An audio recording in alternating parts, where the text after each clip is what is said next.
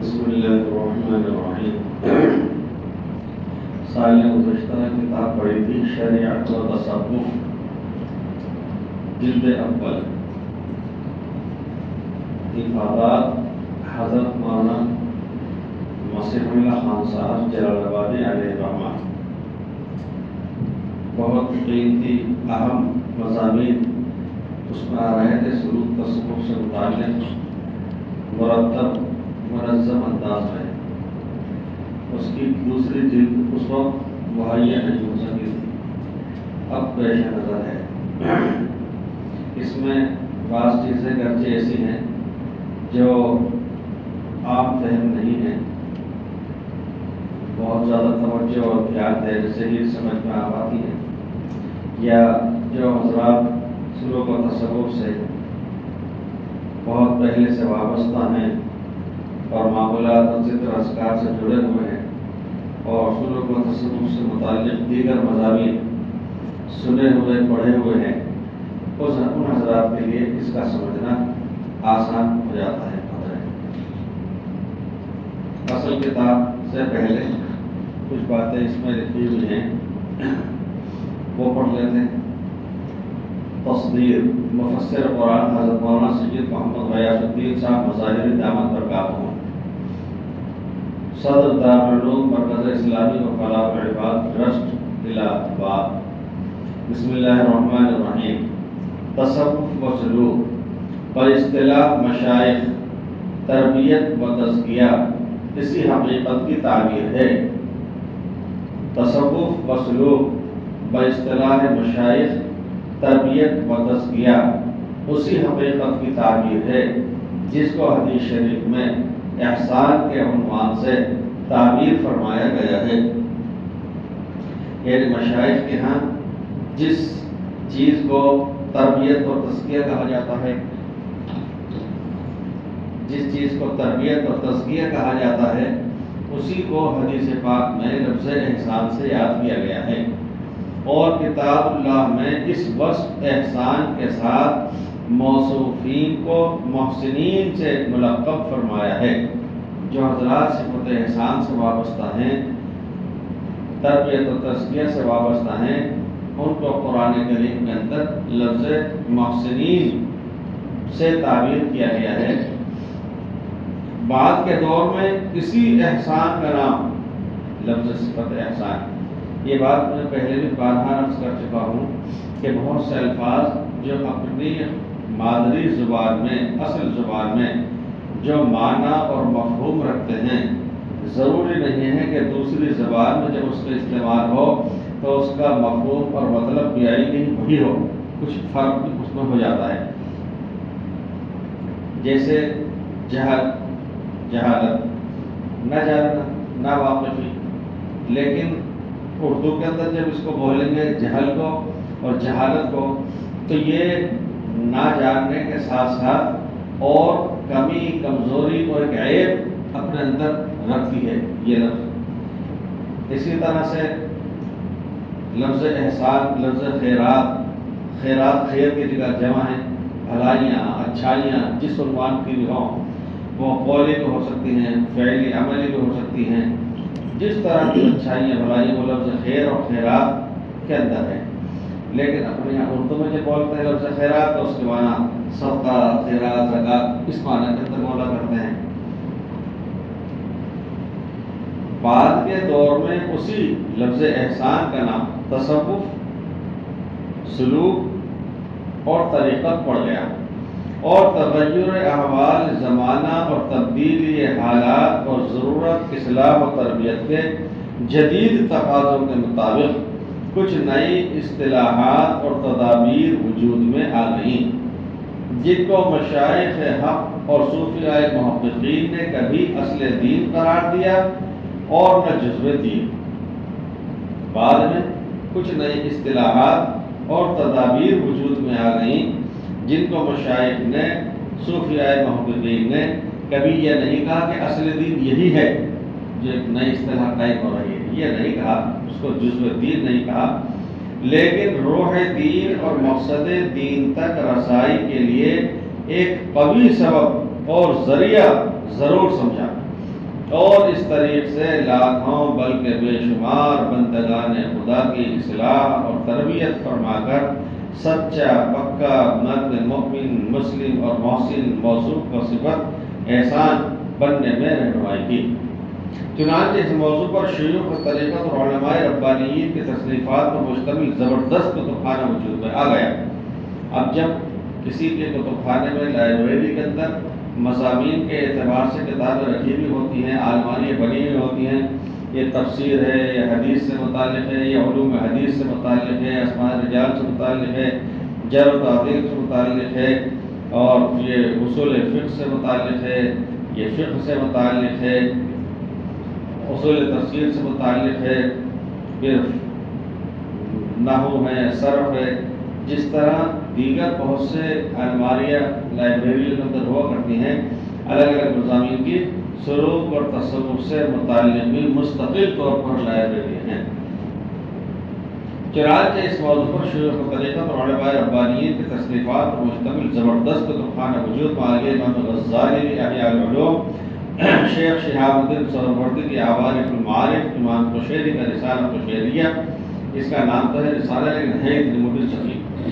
اور یہ حارث محاسبی کا رسالہ المسترشدین، داتا گنج بخش لاہوری کی کشف المحجوب وغیرہ اسی مکتبہ عامرہ کے آبدار موتی ہیں۔ دور حاضر میں حکیم علوم حضرت مولانا اشرف علی صاحب خانوی رحمۃ اللہ علیہ نے اپنے ملفوظات، مواعظ اور تعلیفات التکشف، التشرف، تربیت السالک، مسائل السلوک اور تعلیم الدین وغیرہ کے ذریعے خوب تحقیق و تدقیق، تشریح و توضیح اور تجدید فرمائی،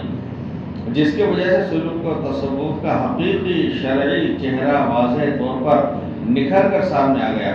اور اب کسی انصاف پسند کے لیے کچھ اشکال اور شبہ کا موقع نہیں رہ گیا۔ تاہم یہ ضرورت اب بھی باقی ہے کہ کوئی ایسی کتاب ہو جو اختصار کے ساتھ سہل انداز میں مرتب طور پر ایک موضوع کے لحاظ سے اس طرح تحریر ہو کہ جس میں اس کی ضرورت، اہمیت، حقیقت بھی واضح کی گئی ہو، اور اصطلاحات مشائخ کی بھی خوب وضاحت ہو گئی ہو، مگر چونکہ سلوک اور تصوف نظری اور فکری فن کے بجائے عملی اور ساتھ ہی ذوقی و وجدانی اور روحانی شے ہے، اس لیے یہ کام ایسی شخصیت کا متقاضی تھا جو علمی و عملی، ذوقی و وجدانی اور روحانی کمالات کے ساتھ علوم ظاہرہ، عقلیہ و نقلیہ میں بھی باکمال ہو۔ سیدی و مرشدی شیخی مسیح الامت حضرت مولانا شاہ مسیح اللہ خان صاحب شیروانی رحمۃ اللہ علیہ کی ذات و صفات ایسی جامع الاوصاف والکمالات شخصیت تھی، چنانچہ حضرت قدس سرور نے شریعت و تصوف کے حصہ اول میں تصوف کی حقیقت، ضرورت و اہمیت اور معمولات سالک وغیرہ پر بہت ہی آسان اور مرتب انداز میں گفتگو فرمائی ہے کہ ہر عام و خاص کے فہم میں آ جائے اور سب اس سے مستفید ہو سکے۔ الحمدللہ یہ حصہ مکتبہ الاشرف الہ آباد سے کچھ عرصے پہلے تخریج و تحقیق کے ساتھ شائع ہو چکا ہے، اور اب اسی کتاب مستطاب کا یہ دوسرا حصہ پیش ہے۔ اس حصے میں حضرت مصنف قدس سرہ نے تصوف کی اصطلاحات مروجہ کو اور بعض بہت ہی غامض مضامین کو، باریک مضامین کو بھی حد درجہ آسان فرما کر علمی ترتیب مقدمات کے ساتھ مرتب فرما کر اس طرح تحریر فرمایا ہے کہ بس وہ حضرت والا ہی کا حصہ ہے۔ کتاب کے دونوں حصے بقامت 71، بقیمت 72، یعنی اس کی جسامت اور حجم، اس کی موٹائی وغیرہ دیکھی جائے تو بہت موٹی کتاب نہیں ہے، لیکن قیمت میں دیکھی جائے یعنی قدر و قیمت اس کی منزلت تو بہت بہتر۔ اور دریا بقوزہ، دریا کو ایک آفورے کے اندر، ایک پیالے کے اندر سمو لیا گیا ہو کہ ہی مصداق نہیں، بلکہ یہ حضرت مصنف قدس سرہ کے روحانی کمالات کا مظہر ہونے کے ساتھ آپ کے علمی، تدریسی اور تفہیمی اعلیٰ قابلیت کا شاہکار بھی ہے۔ اور اسلامی کتبخانے میں بیش قیمت اضافہ ہیں۔ اصحاب طریقت اور اہل علم نے ان کو قدر کی نگاہ سے دیکھا، اس کی اہمیت کو سمجھا، خود استفادہ کیا اور اپنے اہل تعلق کو بھی اس سے فائدہ اٹھانے کا مشورہ دیا۔ خاصہ کو مسرت ہے کہ حصہ اول کی طرح حصہ دوم کو بھی برخوردار عزیز ڈاکٹر مولوی سید محمد ضیاء الدین صلی اللہ علیہ وسلم کے تحقیق و تخریج کے ساتھ مکتبہ الاشرف شائع کرنے کی سعادت حاصل کر رہا ہے۔ دعا ہے کہ افضال اس خدمت کو شرف قبولیت سے واسع قبول عام بدام عطا فرمائیں، آمین۔ آقا سید محمد غیاث الدین غفر له یکے از مسترشدین حضرت جلال آبادی رحمہ اللہ، 16 محرم سن 1443، 26 اگست 2021 جمعرات۔ مصنف کے مختصر حالات زندگی۔ نحمد و نصلی علی رسول کریم، اما بعد۔ دنیا میں اکثر ایسا ہوتا ہے کہ کوئی بھی علم اور فن ہو یا صنعت و حرفت ہو، اس کی ایک الگ سے اپنی پہچان اور لوگو ہوتا ہے، اور شاذ اور نادر ہی ایسا ہوتا ہے کہ کسی شخصیت کی وجہ سے کسی علم کو جانا اور پرکھا جاتا ہے۔ ایسا ہی ایک علم نبوت کی ایک اہم شاخ احسان، تزکیہ و سلوک ہے، جو عرف عام میں تصوف کے نام سے یاد کیا جاتا ہے۔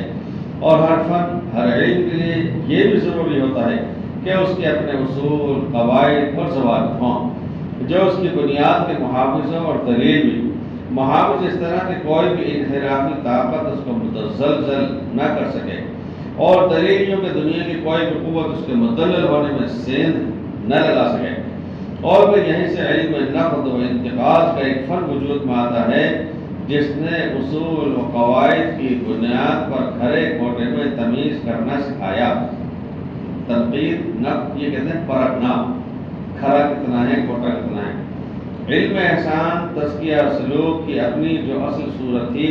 اس میں خلق و تخلیق کی کوشش کی گئی، اور اس سے بھی آگے بڑھ کر یہ کہ اس کی بنیاد ہی پر انگلیاں اٹھنے لگیں۔ لیکن جس تعمیر کی بنیاد مضبوط اور مدلل ہوتی ہے، تیز ہوائیں اس پر سے ایسے ہی گزر جاتی ہیں جیسے پانی شیشے پر۔ وارثین انبیاء کرام اور خاص طور سے نبی عربی صلی اللہ علیہ وسلم کے نائبین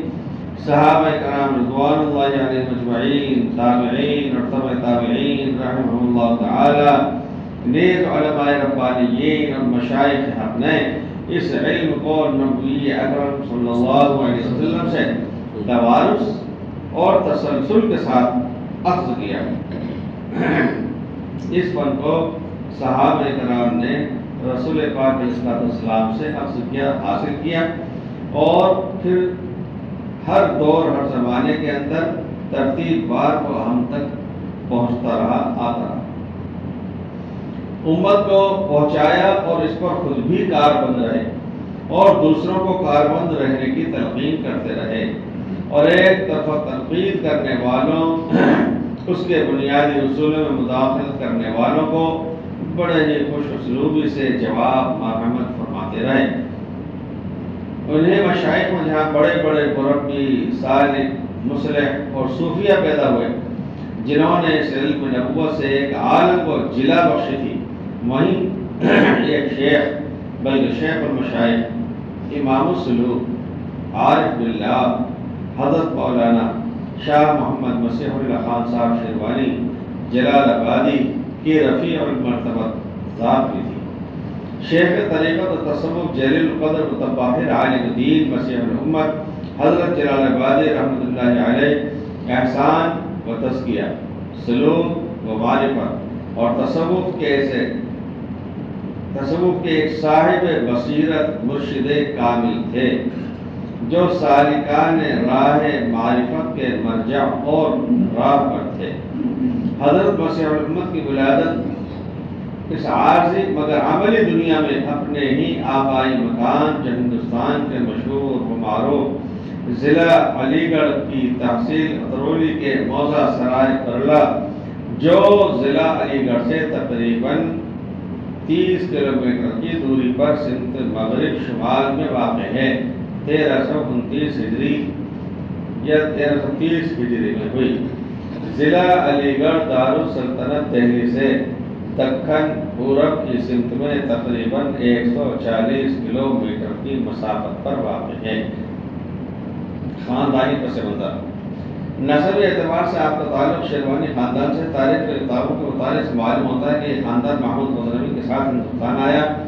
اور یہاں کے مختلف اضلاع میں پھیل گیا۔ انہیں میں سے کچھ لوگوں نے علی گڑھ اور اس کے مضافات کو بطور مسکن کے منتخب کیا اور یہیں پر رہائش اختیار کر لی۔ شیروانی خاندان نے ہندوستان میں مسلمانوں کے علمی، مذہبی، ثقافتی، تہذیبی اور سیاسی تاریخ میں فضلاء، علماء و مشائخ نیز رؤساء اور ارباب سیاست عطا کیے ہیں، اور مذہبی اعتبار سے بھی خاندان شیروانی میں باکمال اہل علم اور اہل تقوی کا سراغ ملتا ہے۔ حضرت مسیح امت کے والد محترم جناب سعید خان صاحب ایک متدین شخص تھے،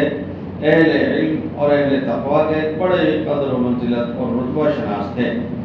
اثر و رسوخ اور جاہ و وجاہت بھی رکھتے تھے۔ رؤساء و امراء اپنے علاقوں کے انتظامی خلل کو درست کرنے کے لیے اکثر ان کی خدمات حاصل کرتے تھے۔